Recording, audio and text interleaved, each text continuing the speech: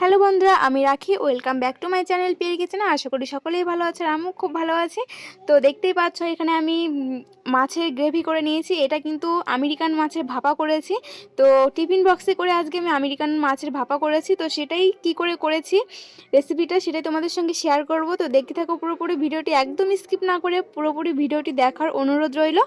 আর যারা আমার চ্যানেলে নতুন দেখছো ভিডিওটি, তাদেরকে বলছি আর অবশ্যই চ্যানেলটিকে সাবস্ক্রাইব করে দিও। আর যারা আমার চ্যানেলটিকে এখনও সাবস্ক্রাইব করোনি, তাদেরকে বলছি অবশ্যই প্লিজ আমার চ্যানেলটিকে সাবস্ক্রাইব করে দিয়ে নোটিফিকেশনটা অন করে দিও। তো চলো শুরু করা যাক আমেরিকান মাছের ভাপা। তো দেখো এখানে মাছগুলো নিয়েছি। এখানে কিন্তু 3টে মাছ আছে আমেরিকান। তো এটা কিন্তু একদম টাটকা মাছ, বিল থেকে ধরে নিয়ে এসছে এখনই।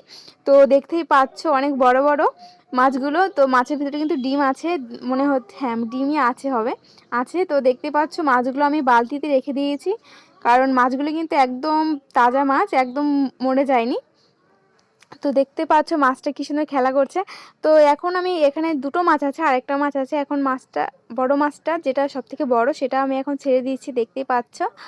তো কেমন, আমার তো খুব ভালো লাগছে মাছগুলো দেখে। তো এরকম টাটকা টাটকা মাছের, আমেরিকান মাছের আজকে ভাপা করব। তো দেখো এখানে আমি সব ধরনের মশলা নিয়ে নিয়েছি।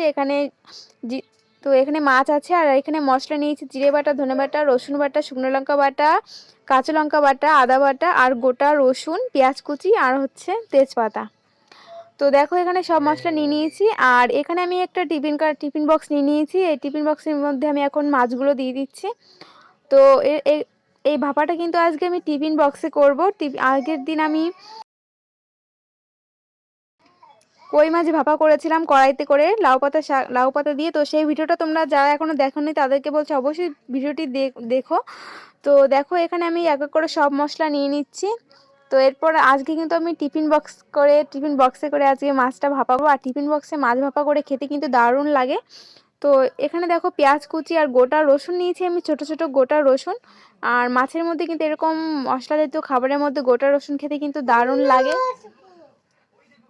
তো দেখো আমি সব ধরনের মশলা দিয়ে দিয়েছি। তো বন্ধুরা, যারা আমার চ্যানেলকে এখনও সাবস্ক্রাইব করোনি, তাদেরকে বলছি অবশ্যই আমার চ্যানেলটিকে সাবস্ক্রাইব করে দিও এবং পাশে থাকা বেল আইকনটি ক্লিক করে নোটিফিকেশনটা অন করে দিও। তো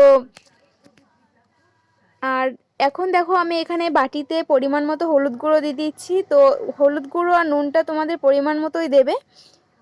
তো এখানে আমি 1 চা চামচের মতো হলুদ গুঁড়ো দিয়ে দিচ্ছি। এরপর আমি পরিমাণ মতো নুন দিয়ে দিচ্ছি। তো বন্ধুরা, আর এখানে দিয়ে দিচ্ছি এরপর 2টো তেজপাতা ছিঁড়ে দিয়ে দিয়েছি। আর এখন আমি পরিমাণ মতো এখানে সরষের তেল দিচ্ছি। তো সরষের তেল দিয়ে কিন্তু মাছটা একদম ভালো করে মেখে নেব। তো এখানে কিন্তু তেলটা একটু বেশি লাগবে, কারণ এখানে কিন্তু আর কিছু ইউজ করব না, বেশি জল ইউজ করব না। এখানে আমি সামান্য পরিমাণে একটু জল ইউজ করব। তো চাইলে তোমরা এখানে জলটা ইউজ নাও করতে পারো।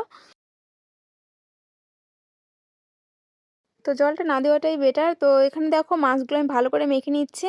তো বন্ধুরা, এরকম নতুন নতুন ভিডিও পেতে কিন্তু আমার চ্যানেলটিকে সাবস্ক্রাইব করে দিও। আর এখানে দেখো আমি এখন রেড চিলি পাউডার দিয়ে দিচ্ছি, কাশ্মীরি লঙ্কার গুঁড়ো দিয়ে দিচ্ছি এখানে। তো যে কোনো রেসিপি ঝাল ঝাল খেতে ভালো লাগে, ওই জন্য একটু আমি ঝালটা বেশি দিয়েছি। তো তোমরা চাইলে ঝালটা কমও দিতে পারো। তো এরপর আমি আরেকটু সামান্য পরিমাণে তেল দিয়ে দিয়েছি, সর্ষের তেল। আর এই রান্নাটা কিন্তু পুরো একদম সর্ষের তেল দিয়েই করতে হবে। তো দেখো আমার মাছটা একদম পুরোপুরি মাখা হয়ে গেছে।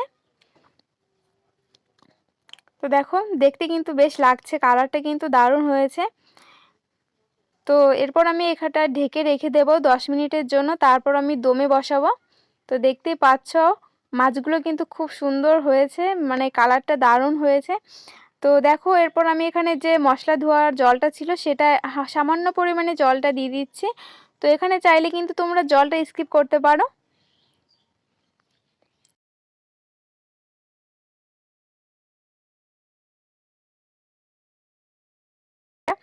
তো দেখো আমার একদম পুরোপুরি রেডি। এরপর ঢাকনা দিয়ে মুখটা আমি আটকে দিচ্ছি।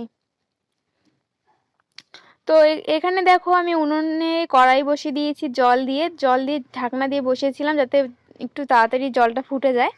তো দেখো জলে জাল উঠে গেছে। আর এখন আমি টিফিন বক্সটা দেওয়ার সঙ্গে সঙ্গে দেখো টিফিন বক্সের মুখটা আমার একদম খুলে গেল। তো আবার যখন দিচ্ছি তখন আবার মুখটা খুলে যাচ্ছিল।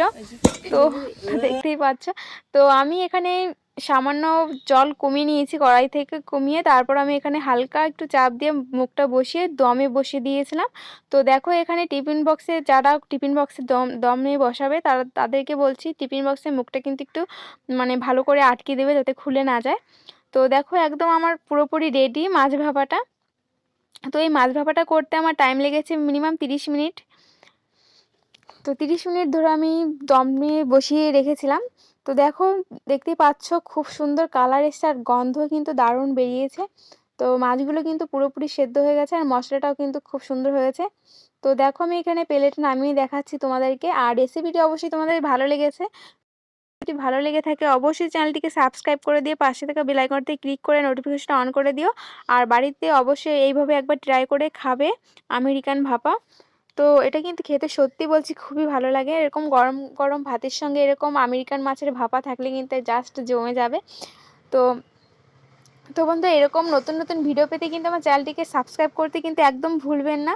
তো এরকম আরও নতুন নতুন অনেক ভিডিও আমি তোমাদের সঙ্গে শেয়ার করব। তো দেখো আমি প্লেটে সাজিয়ে নিয়েছি, দেখতে কিন্তু দারুণ লাগছে। তো কেমন লেগেছে অবশ্যই আমাকে কমেন্টে বলো, আর বাড়িতে ট্রাই করে খাবে সেটাও আমাকে কমেন্টে বলবে কেমন হয়েছিল। তো বন্ধুরা দেখা হবে আবার নেক্সট এরকম নতুন নতুন ভিডিও নিয়ে, তোমাদের সঙ্গে আবার দেখা হবে। ততক্ষণ পর্যন্ত সকলে ভালো থাকবে, সুস্থ থাকবে এবং আমাকে আমার পাশে এরকম থেকো এবং আমাকে সাপোর্ট করো। তো বন্ধুরা ভিডিওটি ভালো লাগলে অনেক অনেক লাইক, কমেন্ট এবং শেয়ার করো। তো সকলকে এই ভিডিওটি শেয়ার করবে প্লিজ, অনেক অনেক লাইক কমেন্ট করো। তো আবার দেখা হবে নেক্সট কোনো ভিডিওতে, ততক্ষণ পর্যন্ত সকলে ভালো থেকো।